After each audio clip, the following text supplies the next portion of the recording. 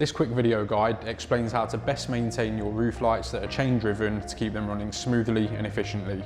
If you've purchased one of our flat hinged opening roof lights, an Opening Luxlite or an Opening Conservation Luxlite, carrying out quarterly to half yearly maintenance of the chains will help to keep the roof light running smoothly. The motors on your roof light come with the chains and drivers already lubricated, but over time they can dry out, causing the roof light to temporarily stick when opening or closing, or prevent it from fully opening or closing. Lubricating the chains on your roof light every 3 to 6 months, dependent on the frequency of use, can save these issues occurring. If left too long, this could potentially cause damage to the motors on your roof lights. The best type of lubricating oil for the job is a dry PTFE chain oil, similar to this, commonly used on bicycle chains and widely available in-store and online.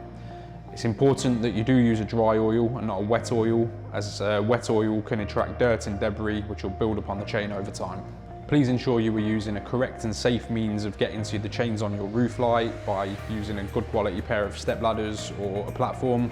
Ensure that you have someone to help you if required. Once you have purchased your oil, the process is very easy. Fully open your roof light and give the chains a generous coat of the oil. Also, put a small amount into the holes that the chains are fed out through on your roof light. Once this has been done, fully close the roof light and leave it for 5 to 10 minutes, which will give the oil a chance to work its way in. Next, fully open and close the unit 2 to 3 times and you are all done. Repeat this every 3 to 6 months dependent on the frequency of use. It might also be a good idea to do this in the spring if you've not had the roof light open at all during winter.